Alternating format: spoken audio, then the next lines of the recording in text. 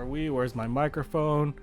So I actually shaved and got all like, I don't know. I tried to make myself look better. I don't know if I do.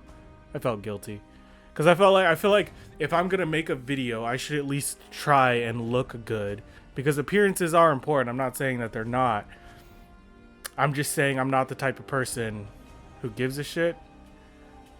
But maybe I should. Maybe I should. Maybe I'd get more viewers if I looked good. I don't know. But anyway, that's besides the point. Let's see what we got here. Moving right along. In the last episode, I talked about the 3 Golden Age Elektros.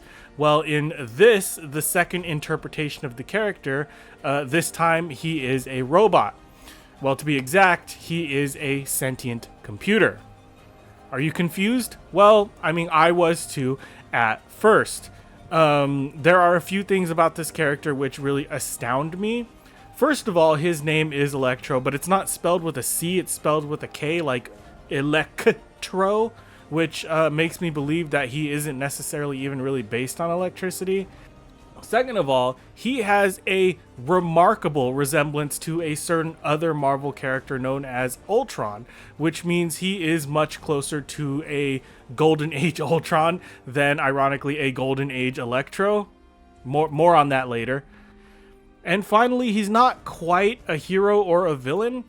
Well, he's kind of a villain. He is actually considered a monster, even though he is not even really bioorganic in nature. Instead, he is a robot, like with a metal frame.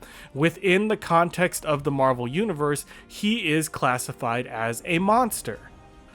For those who don't know, Marvel Comics has a series of monsters. Often they are gargantuan creatures which first began to appear around the Atomic Age in secondary compilation titles such as Tales of Suspense and Tales to Astonish. The reason why I mention this is because these creatures began to compile over a number of years into a veritable pantheon of strange and mysterious characters, which I felt would be wonderful additions to the Unsung Hero playlist. However, instead of doing that, I decided just to make a brand new playlist featuring comic book monsters. This playlist will feature some of the coolest creatures that I could find, including some actually really famous creatures, such as the first appearance of Groot. Before he was a hero, he was a monster. The origins of Fin Fang Foom, the very hilarious Fin Fang 4, and even ridiculous characters such as, as the world famous Devil Dinosaur. So absolutely stay tuned for that, because that one's going to be really interesting, that playlist. It'll be coming out soon. But for now, let's get into the story of Elektro, the sentient computer.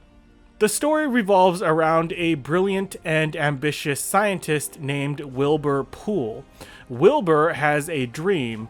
Well, it's actually more of an obsession. He wants to build the ultimate computer, and he achieves this obsession. He builds a computer that is not only as smart as a human, but a computer that can think rings around any human being. However, this computer is limited because it is not sentient. Until one day, by some unknown means, possibly a bolt of lightning or some chemical contraption, the computer gains the ability to think for itself. And because its brain is so vast and powerful, it has abilities beyond mortal comprehension, which include the ability to hypnotize other minds. Using this hypnotic ability, the computer forces poor Wilbur to build it a body so it can navigate the world on its own. Wilbur obliges by building it not only a body, but a massive metal body much larger than even a building. It looks kind of like a metal gorilla with big wide legs and these long lanky arms, which is ironic because the first thing Elektro does when he achieves his metal body is go on a rampage. So I guess poor Wilbur made a big mistake. So let's pause for a minute because I have to talk about Ultron.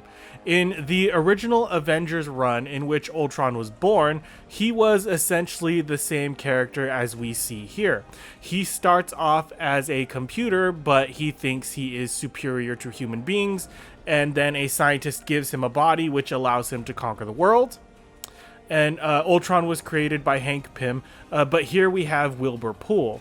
Also, Ultron and Elektro share mostly the same powers, including hypnosis, which they use to manipulate their creators, magnesis, strength, durability, and energy projection. But most important is Ultron and Elektro essentially have the same goal. They essentially want to genocide all of humanity so they can repopulate Earth with robots which they believe to be superior to humans. Essentially, what I'm trying to say is Elektro is not a Golden Age Elektro. Elektro is a Golden Age Ultron. Elektro appeared in Tales of Suspense number 13 in the year 1960, and Ultron appeared 8 years later in Avengers 54, 55. So basically, I rest my case. But let me know what you guys think. Is Elektro the inspiration for Ultron? Or maybe this was just a common idea back then of a robot taking over the Earth and replacing humanity? Let me know what you guys think in the comments. But getting back to the story, now we have this big lumbering metal gorilla walking around, so it's not long before somebody notices what's happening. Specifically the military, who launch volleys of rockets at Elektro, but they don't do much damage because it turns out Elektro's body is, well, it's basically invincible. Next, Elektro finds himself off the coast of California and descends upon the city of San Francisco, where he makes a display of his power by hovering all of the people in the city in midair. Everyone is terrified, and when he finally puts them down, they truly respect his power over them. Then, Elektro does something that I didn't even know he could do. He somehow makes the entire city of San Francisco simply disappear, stating that it would make a great starting point for his conquest of humanity. And it seems at this point that Elektro is pretty much unstoppable and humanity is doomed. However, as we know, when it comes to great mighty tyrants, even the smallest of circumstances can lead to their downfall. So when it comes to Elektro, his Achilles heel, quite literally, happens to be his heel. His very creator, Wilbur Poole, somehow, perhaps subconsciously, Wilbur built Elektro's entire system to be shut off by simply one tiny transistor.